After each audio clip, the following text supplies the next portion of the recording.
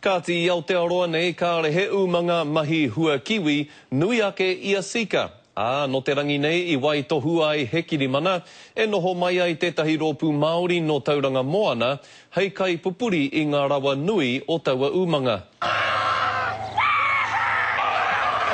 He pōhiri nā te iti, e nui, tino nui ai ngā manaakitanga ki te iwi o tauranga Moana. Nai nei kua whapakotahi mātou ki a rātou ngā mea katoa e awhi a mātou.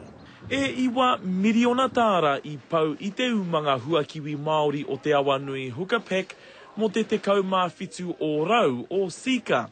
Nō ko nā ka noho ai ko te awa nui, te kaipupuri rawa nui o tētahi kamupene hauwhā o ngā huakiwi katoa, nāna. Te awa nui o Hukapek has a typically early volume of fruit at a time that a lot of our facilities are sitting empty and waiting for fruit.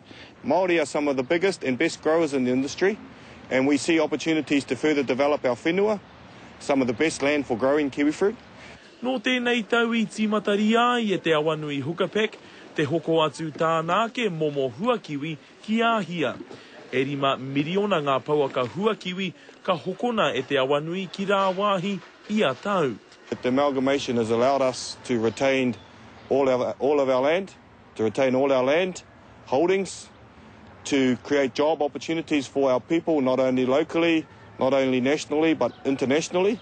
Popore nui nei a Hemi Rolliston, mā te whakaitanga hou, ka piki te nui o ana kaimahi mai i te whārau ki te rua mano. Ki ngi kiriona, te karere.